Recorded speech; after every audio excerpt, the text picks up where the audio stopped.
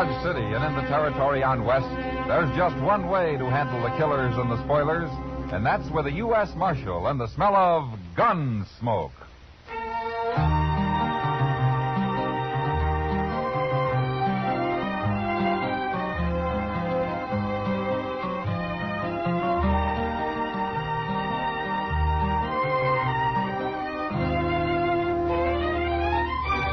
Gunsmoke, starring William Conrad. The transcribed story of the violence that moved west with young America. The story of a man who moved with it. Matt Dillon, United States Marshal.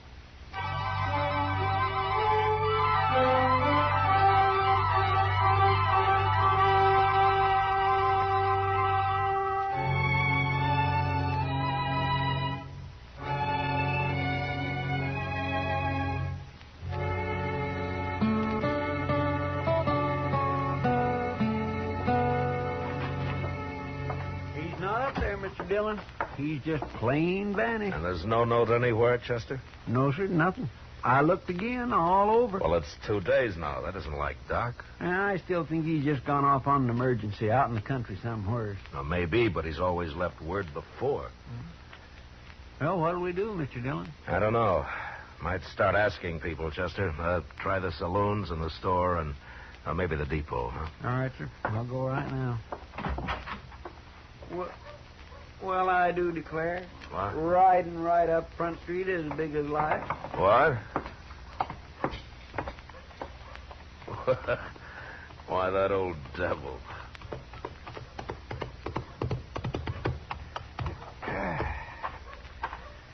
Well, you sure are a sight for sore eyes, Doc. Where in the world have you been, anyway? Hello, Chester. Matt? Oh, you had us worried, Doc.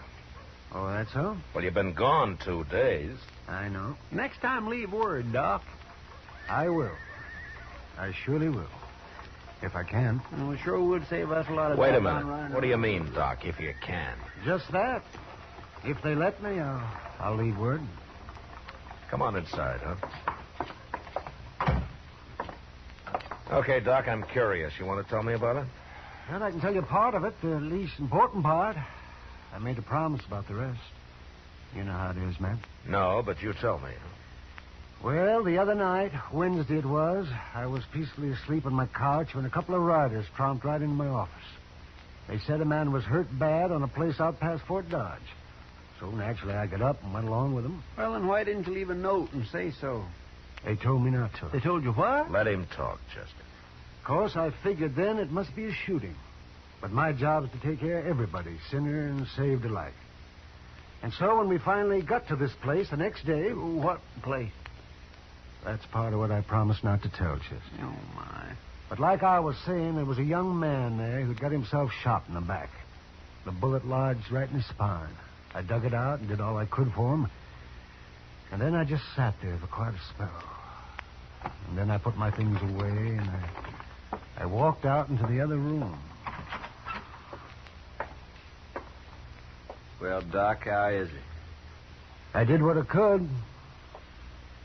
What do you mean? He's dead. The shock of extracting that bullet was too much for him. It's a bad place, the spine. You killed him, huh, Doc? No. No, I didn't kill him. He's dead, ain't he? That boy wouldn't have lived more than a couple of days anyway with that bullet where it was. Whoever put it there murdered him. Want me to shut him up? Not yet. Doc, tell me something. You know that boy in there? I do. Mm-hmm. The three of us here, you know any of us? Him? I've seen him around somewheres. Dodge, I guess. Well, that settles it. He ain't walking out of here. Shut up. You know his name, Doc? No, I don't. Might come to me, though. Let me think. You don't understand, Doc. He wants to kill you already, and now you're trying to remember his name. That's just going to make it worse. You can't kill a doctor for following his oath. No. I shot that boy and he tried to get away and shoot you just as easy. Don't be a fool. I'm a doctor. And since there's nothing more I can do here, I got to be available to other patients. Don't you know I'm the only doctor within 100 miles of Dodge? Right now, it's one too many. Now, wait a minute. I'm kind of thinking the Doc's right. You know, he ain't like an ordinary man. A doctor's... Well, it's almost like he ain't quite human somehow. He's human enough to tell what he knows to that hard-head marshal they got in Dodge. The way I figured, it's us or the dog. I'm not interested in what you figure, mister. Right this minute, there may be some woman having a baby and needing me real bad. There may be several folks needing help. He's right. We can't kill him. Well, I can't. You do what I say and nothing else, you hear? And, Doc, listen to me. If I let you go, will you promise not to tell about anybody you recognized here? And if I don't? And, Doctor, or no doctor, I'll kill you myself. Yes, I suppose you would. All right, I'm here as a doctor. And nothing else. I promise. Word of honor, Doc. My word of honor. Okay, get out.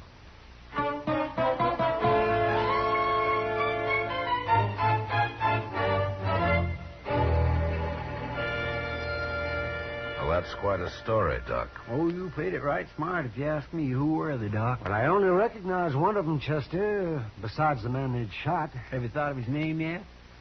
Chester, don't you understand? I gave my word I wouldn't tell. Oh, but that was just so you could get away. Yes, but still I gave my word. It doesn't matter how or why. But, Doc, they're just a bunch of killers. I know. Leave him alone, Chester. But I don't... Yes, sir? Matt, Yeah.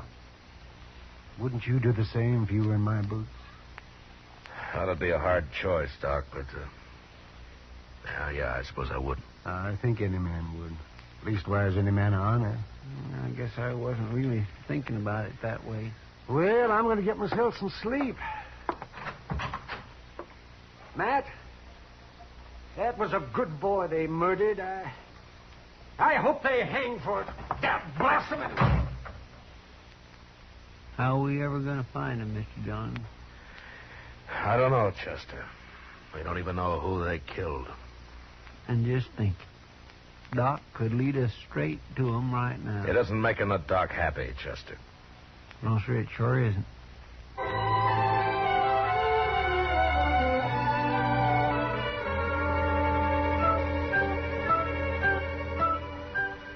Sincerely, Matt Dillon. U.S. Marshal? Jake Worth. Why, you haven't come to Dodge in 6 months that I know of. I'm here now, Marshal. Oh? But trouble, Jake? I'd call it that. Well? You know that cottonwood? Big one down at Brandy Bend? Yeah. There's a hole down by the roots at the north side of it, Marshal. I put a sack in that hole this morning. It's got $20,000 in it. 20? Well, that's a lot of money, Jake, even for you. It isn't if Hank gets back all right. Hank? Well, that's your youngest boy, isn't it? 18 last month. He didn't show up the other night, Marshal, and next morning I found a note tacked on the corral. Said to leave the money or they'd kill him. Well, come on, Jake. We'll try to get there before they pick up the money. No, Marshal, I won't take any chances. They'd shoot him sure if we did that. You should have told me before you left the money. You should have come here first. You didn't hear what I said, Marshal. I won't take the chance.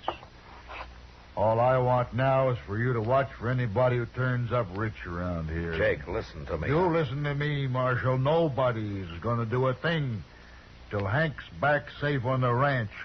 Not one dang thing. Jake, if they killed Hank, you'd want him hung, wouldn't you? I'll hang him myself if it comes to that. All right, then let's go. Let's get down to Brandy Bend and wait for him. No, I already told you no. Jake.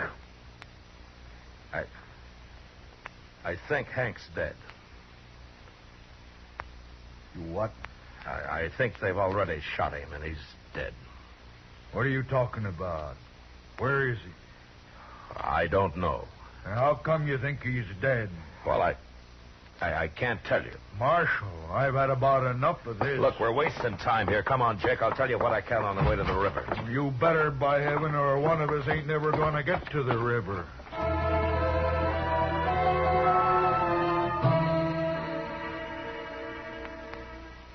Jake Worth was known as a hard, hot-tempered man, but he was straight as they come.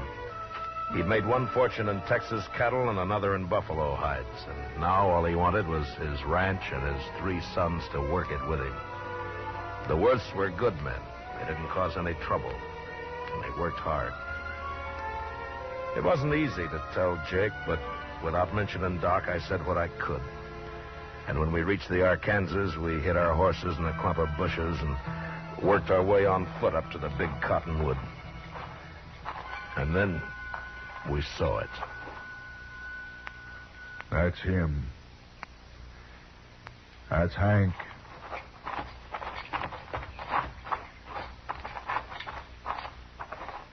Yeah, I'm afraid so, Jake. Yeah. They killed him. They killed him all right. He was a good boy. Had his whole life to live yet. Why'd they do it? If I gave them the money, why'd they do it? I'm sorry, Jake. Marshal, I want the truth now, every bit of it. Well, that's all I know, Jake. Hank tried to break, and one of them shot him. But we'll get him. I'll take care of myself as soon as you tell me who they are. I don't know who they are. Don't lie to me, Marshal. You know a lot you're not telling me. I've told you all I can. That's Jake. my boy lying there, Marshal. He's been murdered, and if I didn't know you so well, I'd begin to think maybe you had something to do with it yourself. Easy now, Jake. Then why don't you tell me? Because the man who told me about it had to promise not to name anybody. That's why. What man? Who is he? I'll get it out of him if I have to cut it out. I know. That's why I can't tell you who he is. What kind of a lawman are you, anyway? I've told you all I can, Jake. No. No, you haven't. Marshal, I don't believe your story about nobody promising nothing. You know who done it. You're going to tell me. I'm giving you 24 hours to name those men. And me and my boys are coming to Dodge. There'll be blood spilt, Marshal. Jake, I give you my word, I don't know who did it. I don't believe you. I'll help you take your boy home now. Go on back to Dodge. I'll manage here. You're making a bad mistake, Jake. 24 hours, Marshal. I'll be there. We'll find you, wherever you'll be. Jake, So long, Jake.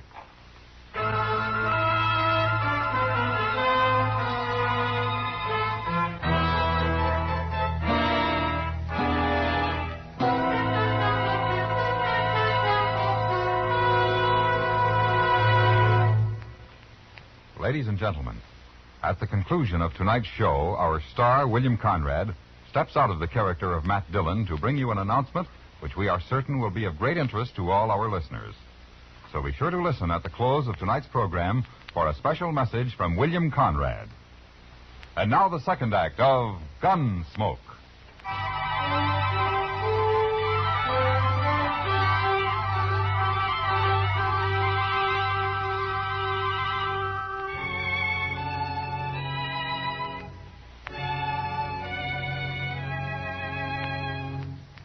There was no use arguing with him. The man's grief had destroyed his reason. And the worst of it was, I knew his sons would do whatever Jake told him to do. Unless I could stop it somehow, I'd have to shoot it out with 3 good and perfectly innocent men. And for no reason at all. I thought about it all the way back to Dodge. And by the time I got there, I had an idea. I went up to Doc's and I talked it over with him. All right, Matt. I'll do whatever I can. Well, it might not work, Doc. And you'll be exposing yourself to a lot of danger. Have you thought about that? I have. And I've also been thinking about the men who killed Hank Worth. Well, we could wait till they start spending their money, or till one of them gets drunk and maybe talks too much somewhere. Yes, we could, but meantime, you and the Worths will have a gunfight. Oh, and that'd be a terrible thing to let happen. All right, then, Doc, let's go. I want to get to the ranch before dark.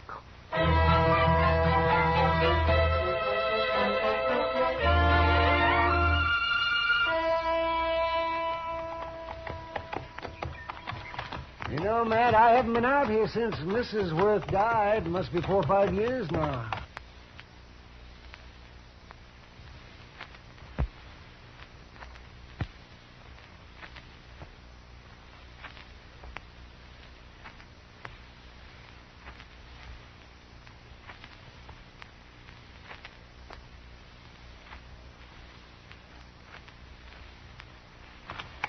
Place sure has changed. Yeah.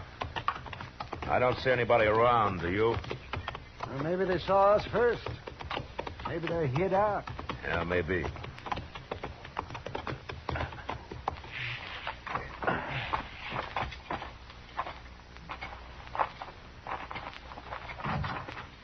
That's far enough, Marshal.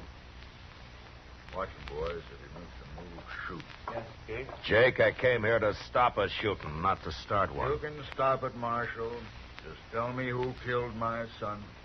If I knew, I'd be on his trail, Jake. What's Doc doing here, anyway? Tell him, Doc.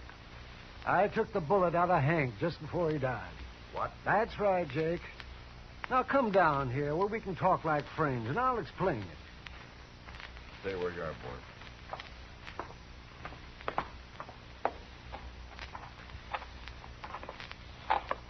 All right, Doc, let's hear it. Well, they got me out of bed, Jake, and they led me out into the country. Hank had been shot in the back, and I extracted the bullet. But it was no use. He'd have died anyway. There were 3 men there, and I recognized one of them. Who was he? I had to promise I wouldn't tell, Jake, or they'd have killed me. Well, that don't matter now. Think about it, Jake. Doc gave him his word, and you're asking him to break it. Now think about it for a minute. I'm thinking, and I'm thinking about my boy, too. Hank's dead, Jake. We can't help him. Shot in the back, and the coward who did it's running free. You want to help get him, Jake? Don't ask fool questions, Marshals. Of course I want to get him. All right, then listen to me. Those men told Doc if he talked, they'd kill him. Yes, and they meant it to. All right, so I got an idea, Jake. We'll spread it around that Doc has identified the killer. The news will reach him soon enough. And meantime, I'll lay low and have Chester tell everybody I've ridden out after them. Go on. Then we'll just wait. 1 or 2 or maybe all 3 of them will come into Dodge to kill Doc some night soon. I still might get away. Now, I'll deputize you and your boys right now, and you can wait for them with us. But you're going to have to stay hidden like me. Well, we won't mind that. Not if we get a chance with them, we won't. Good. Funny thing, though. What? Man like Doc here, rather than break his word, he'll make himself a target for those killers. Yeah. Look, Jake, Doc and I are going to go back to Dodge now. I'll see that the story gets started. And in a day or 2, you and your boys can ride in, but separately, though. Otherwise, it might cause talk. I understand. And come straight to Doc's. We'll get there.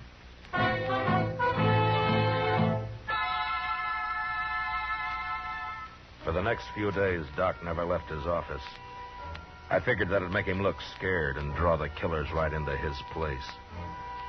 The rest of us sat around in his back room and waited. Chester kept us supplied with food and coffee. And on the 6th night, about midnight, we got our game. Mr. Dillon, I think it's them. What? They just rode up Front Street, 3 of them. They're tying up outside right now. They acted too deliberate like for ordinary riders, so I run up the back way to tell you. Good. Doc, come on in here, huh? What do you want me to do, Matt? Take cover in here and stay out of sight, huh? Whatever you say, Matt. Let's go downstairs and meet them, Marshal. No, we might just scatter them that way, Jake. Now, listen. One of them will probably stand guard on the street while the other 2 come up here to get Doc. Chester, you and the 2 boys go down the back way. Jake and I'll wait in Doc's office. Now, don't jump that man until we go into action up here. You understand? Yes, right, John. All right, then move and move fast. All right, come on, Jake. Now what? Well, we'll just wait here in the dark. Good. I'm going to bunch up Doc's blanket on the couch here so that they'll think he's in it. What? They're on the stairs now. All right, get back in the corner, Jake, or we'll be shooting each other. Yeah. Now, quiet. And don't start shooting till I do.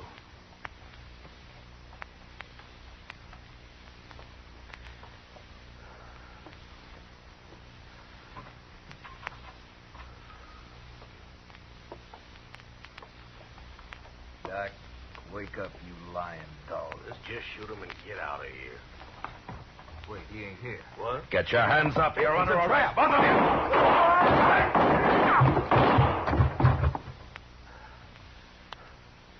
you! You all right, Jake? Yeah, I got one of them. I'm all right. Doc? Doc, come on out. They're dead. Light the lamp, will you, Doc? All right. You okay, Mr. Dillon? Yeah, come on in, Chester. So we got him. He tried to get away when he heard the shooting up here, but he run smack into one of the Worth boys. He's dead. Bring the lamp over here, Doc. No, I don't know either one of these men. Now, Doc, you can tell us now. Is one of these the man you recognized? This one here. I remembered later I treated him for a broken nose some time back. I never did know his name. He came up the trail with a herd, I think. Yeah. Doc, will you take care of things? Sure, man. Well, Jake? Marshal, me and the boys will be getting back to the ranch now. Sure. Marshal, What, Jake? I doubted you. I'm sorry for that. Oh, forget it. No, it's best I remembered. A man shouldn't make mistakes like that. Well, there was no harm done. The way it worked out. I'll buy you a drink before we leave, Marshal. I think I'd like that, Jake. Come on, let's go.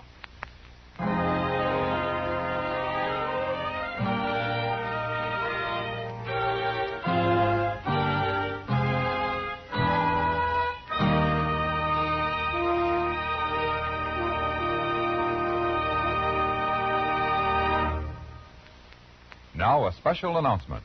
Here is our star, William Conrad. Thank you, George. You know, I believe this is the first time I've ever set aside the character of Matt Dillon to speak to you. But this is important to all of us here on the show, and I hope it will seem so to you. Starting next week, Gunsmoke will come to you at a new time, on a new day, sponsored by Chesterfield Cigarettes. Chester, Doc, Kitty, and I, together with all of our strong-minded, brawling, hard-living citizens of Dodge, who will come to you next Monday, July the 5th. So from now on, that's when you'll hear Gunsmoke, on Mondays. And we'd like to think that all of our listeners will find time this coming Monday night, July the 5th, to tune in to their local CBS radio station for Gunsmoke. Until then, good night.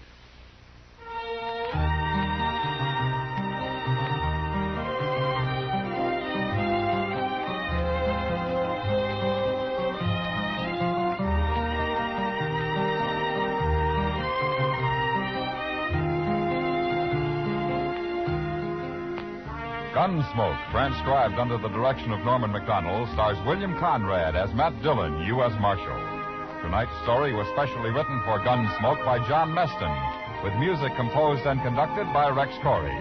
Featured in the cast were John Daner, Lawrence Dobkin, and Harry Bartell. Parley Bear is Chester, and Howard McNear is Doc. Join us again Monday, July 5th, as Matt Dillon, U.S. Marshal, fights to bring law and order out of the wild violence of the West in Gunsmoke. George Walsh speaking.